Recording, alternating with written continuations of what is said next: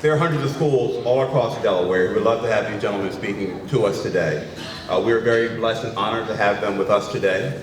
I would like to introduce Representative John Carney to say a few words.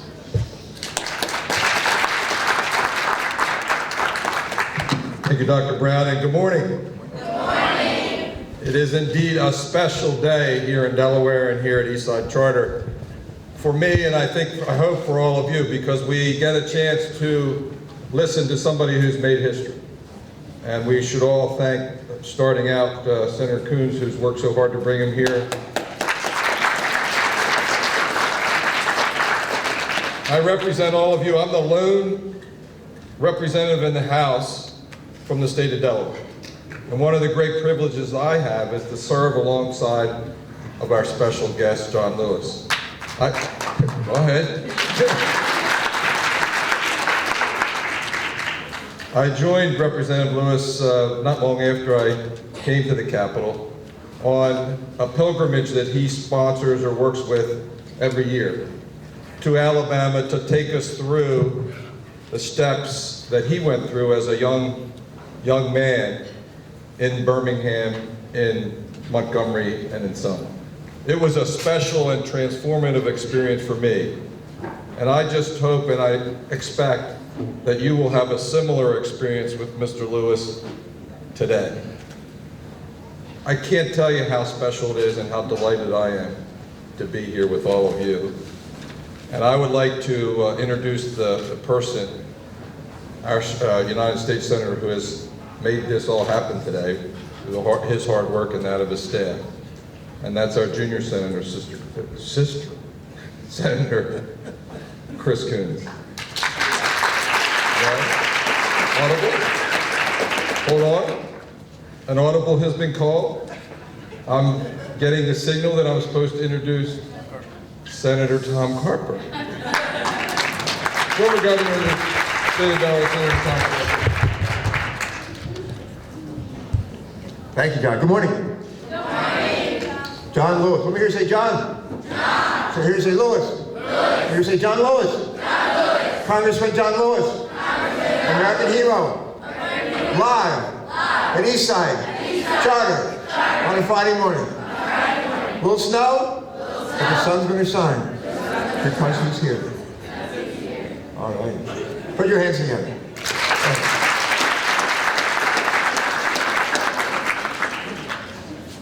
I was born in, how many were born in Delaware? Raise your hand. Born in Delaware.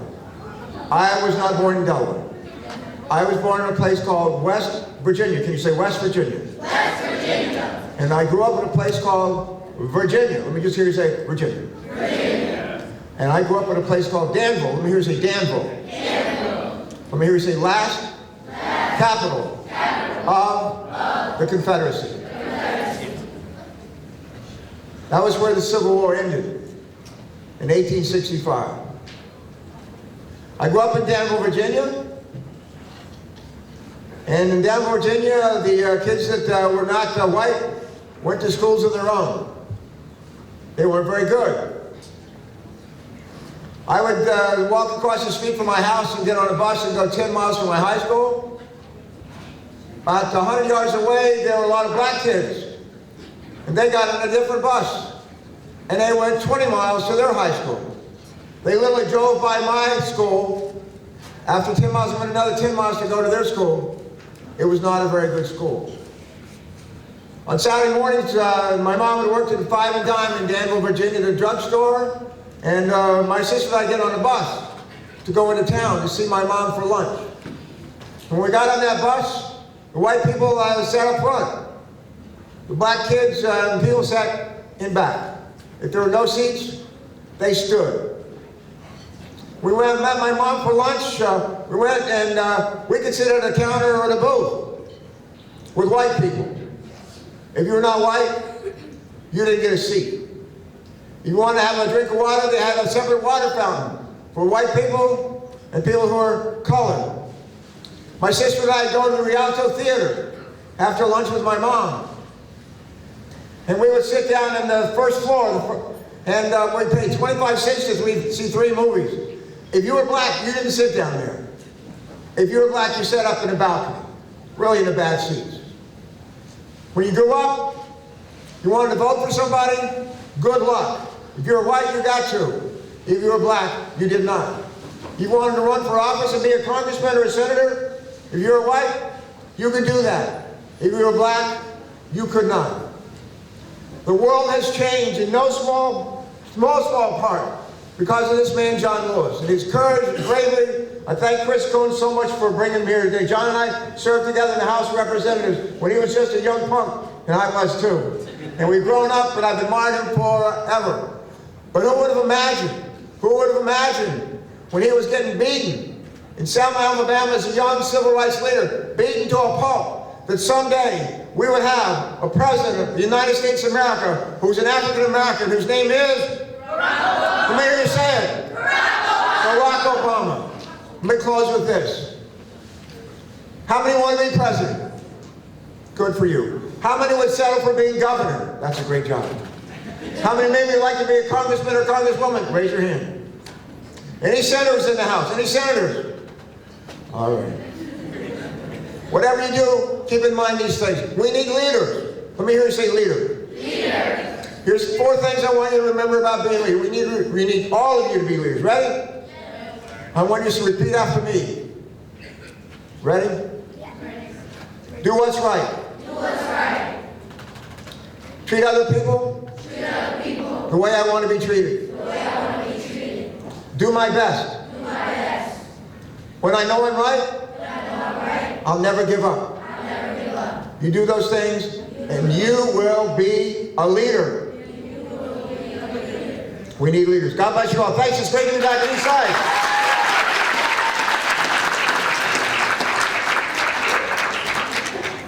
All right, I'm not going to introduce John Carney. I might introduce Chris Coons. Is that right? Okay. He's introducing the scenes now. And introduce me. All right, I'm going to introduce Chris Coons. How many have ever met Chris Coons before today? Okay. All right. Is there anybody here in the 8th grade? Is there anybody here in the 8th grade who is going to come up and speak? Here you go. Come on up here. Nassim? Nassim.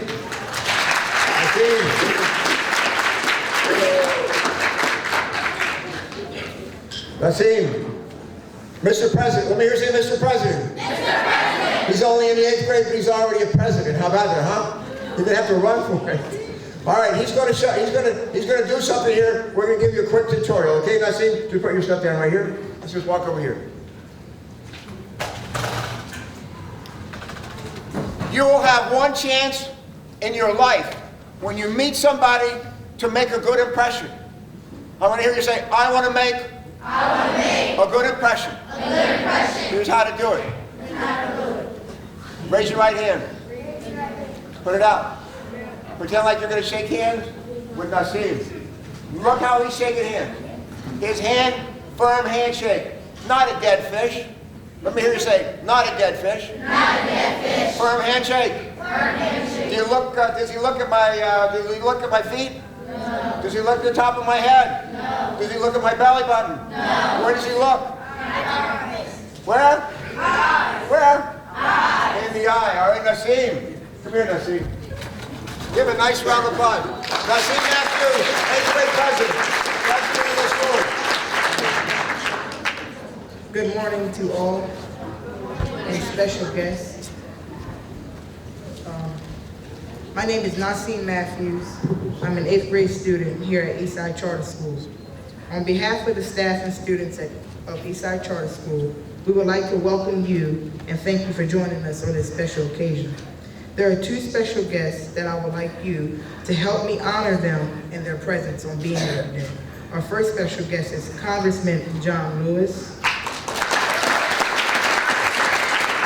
And our second special guest is Senator Chris Coons.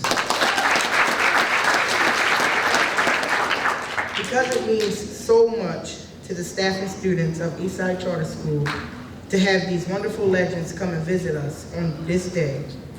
We value your visit, and we add it as a best memory of the EastSide Charter School. I have the privilege and honor of bringing forth to you Senator Chris Coons, followed after by the reading of his biography. A man of optimism and deep faith, Chris Coons has been fighting for partial solutions to the challenge facing Delaware and the United States since before he was elected to the Senate in 2010. Chris' commitment to social justice and public service snapped by events throughout his life. From working with the South African Council of Churches and the anti-apartheid movement in the late 1980s to founding the first Delaware chapter of the I Have a Dream Foundation, which helps low-income students make the academic journey from elementary school through college. In the Senate, Chris has used his positions of the judiciary and appropriation committees to fight for Delawareans of all backgrounds. He's an advocate for criminal justice reforms that will make our justice system more equal and focused on justice and rehabilitation, not punishment. He has also fought to bring federal resources to Wilmington, combat gun violence, and promote police-community relations. In June 2015, he has joined Congressman Lewis and President Obama in Selma, Alabama, to commemorate the 50th anniversary of the March Across the Edmund Pettus Bridge. In addition to serving in Senate, Chris preaches regularly at House of Worship across Delaware. Now I present to you, please stand and welcome Senator Chris Coons.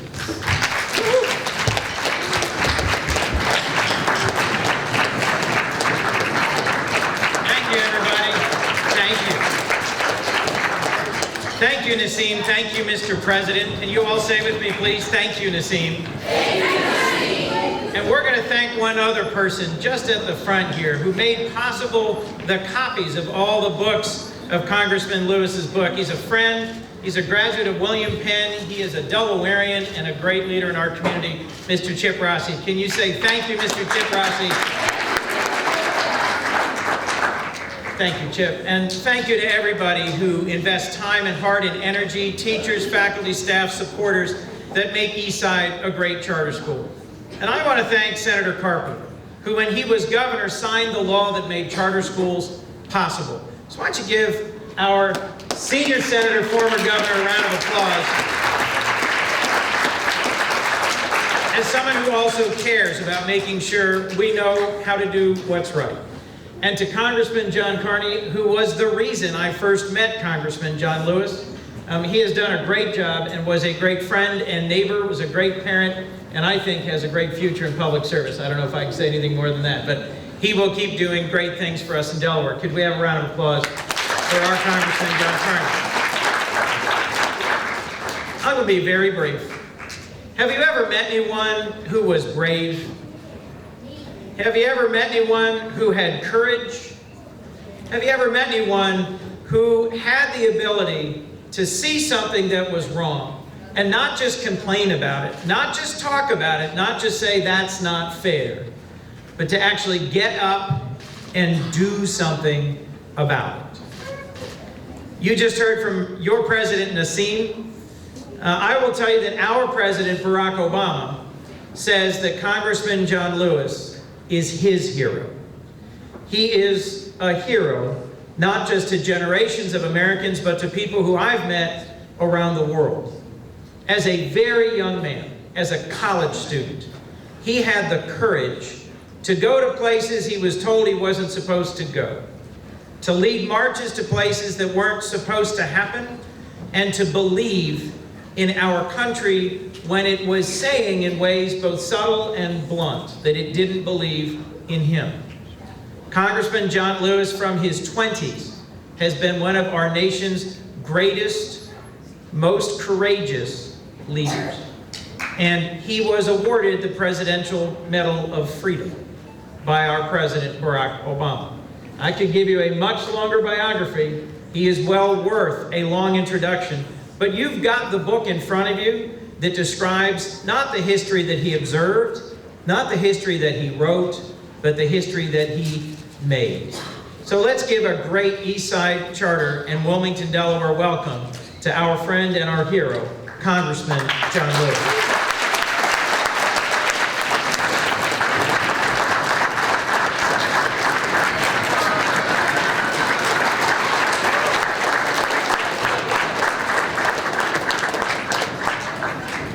Good morning.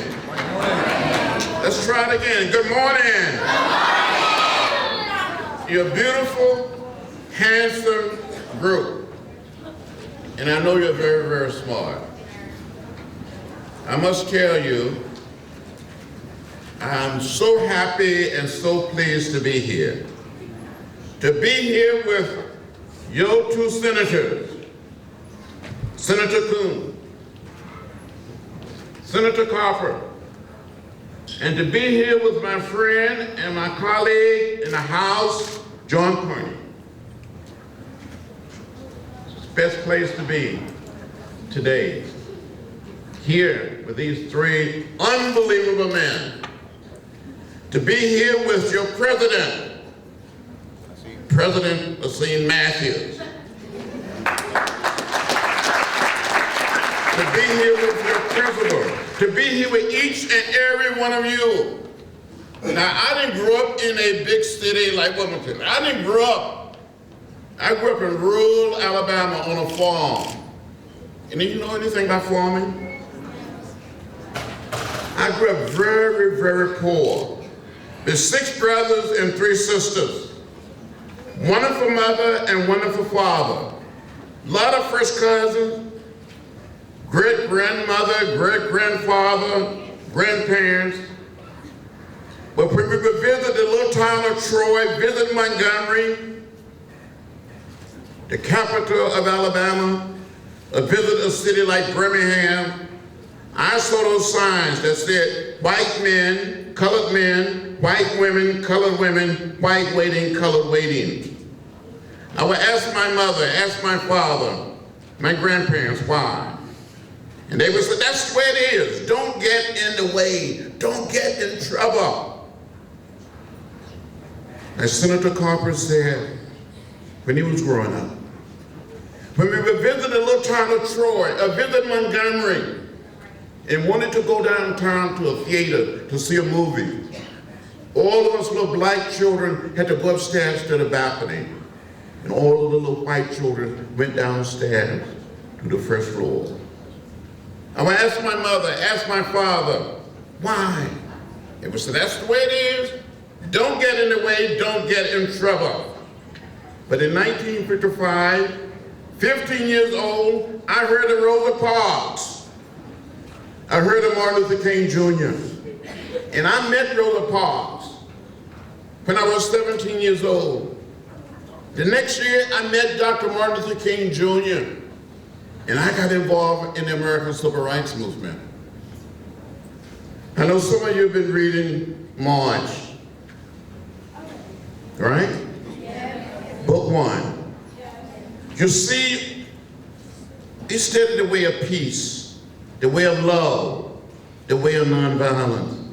We be sitting in, black and white college students, some high school students, and someone would come up and spit on us.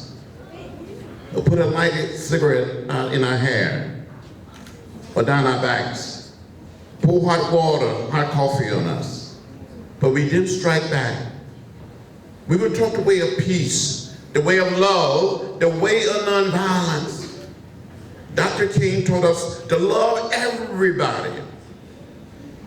You know, during the 60s, when I was much younger, had all of my hair, and a few pounds lighter, I got arrested a few times. And I remember my folks told me, don't get in trouble. I got in trouble, but it was good trouble. I wasn't violating any laws. I was sitting there with some of my white friends and some of my African-American friends trying to end segregation and racial discrimination. Just think, as young people, dream with me for a moment. Back in 1961, the same year that President Barack Obama was born, black people and white people could be seated on a bus together, leaving Washington, D.C., to travel through Virginia, through North Carolina, South Carolina, Georgia, Alabama, Mississippi. We were on our way to New Orleans to test a decision of the United States Supreme Court to end segregation and racial discrimination. We were met by a group called the Klan. We were beaten and left lying on a pool of blood in a little town called Rock Hill, South Carolina. That was May 1961. But in February '09, one of the guys who had beat us, beat my seatmate who was white, beat the two of us, came to my office in Washington. He was in his 70s with his son in his 40s. And he said, "Mr. Lewis, I'm one of the guys that beat you and beat your seatmate. I want to apologize. Will you forgive me?" His son started crying. He started crying. And I said, "I accept your apology. I forgive you." They hugged me, I hugged them back, and the three of us cried together. The way of love, the way of nonviolence. Tell us never to hate, never to become bitter, never be hostile. We're one people, we're one family. We all live in the same house, not just the American house, but the world house. Dr. King said we must learn to live together as brothers and sisters of our parents as fools. So it doesn't matter whether we're black or white, Latino, Asian American, or Native American. We're one people, we're one family, we're one house. Now some of you, by reading March, and studying the civil rights movement, watching videos, I was the youngest speaker at the March on Washington. How many of you know the I Have a Dream speech by Dr. King? Very, very good. I told you it was smart. Dr. King spoke number 10, I spoke number 6. And out of the 10 people that spoke that day, I'm the only one still around. When the March on Washington was over, President Kennedy invited each of us down to the White House. And he stood in the door of the Oval Office, greeting each one of us. He was beaming like a proud father that everything had gone so well. And he kept saying, "You did a good job. You did a good job." And when he got to Dr. King, he said, "You did a good job. And you had a dream." It was my last time seeing President Kennedy. How many of you saw Selma, the movie? Very good, very good.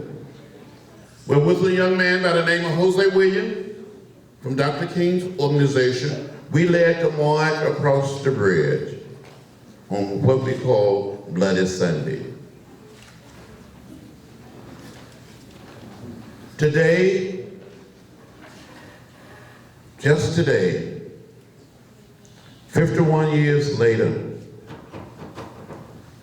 there are hundreds and thousands and millions of people are voting because of what we did.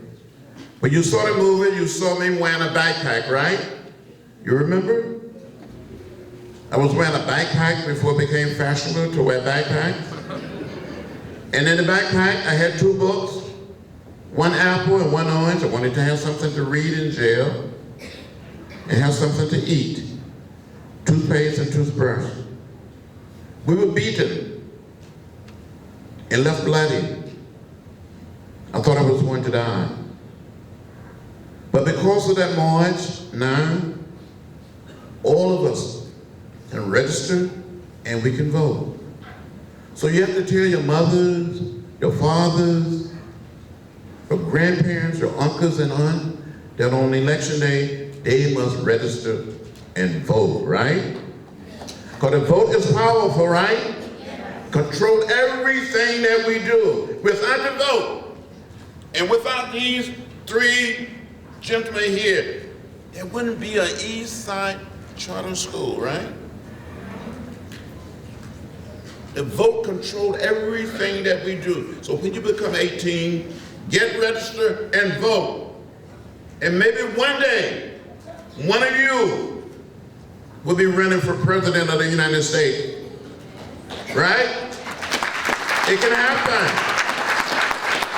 So I want to say to you, you must never, ever give up. Never lose hope. Never become bitter. Keep the faith. Now during the 60s, I was arrested 40 times. But I'm not bitter. I'm not hostile. If someone had told me that one day I would be in the Congress, serving in the Congress, these three elected officials that are friends of mine, I probably would say, you're crazy. You're out of your mind, you don't know what you're talking about. How many of you read that as a little boy, I wanted to be a minister, right? You know the story? And I used to preach to the chickens. You know that story? And sometimes I feel like those chickens taught me patience. They taught me hard work. Sometimes I would be out there working in the field, picking cotton, gathering peanuts, pulling corn. And my mother would say, boy, you're falling behind. You need to catch up. And I would say, this is hard work. And she would say, hard work never killed anybody. So, well, it's about to kill me. So I know sometimes when you're studying as students and doing homework, you think it's hard. But in the end, it will pay off, right? So stay in school, read everything, be kind, be good, and never give up. Never, ever give up. You can be what you want to be. And I know, Senator, we're going to leave it and we're going to have some questions, right? You're going to take some questions now. So thank you all very much. Good to be here with you. Thank you.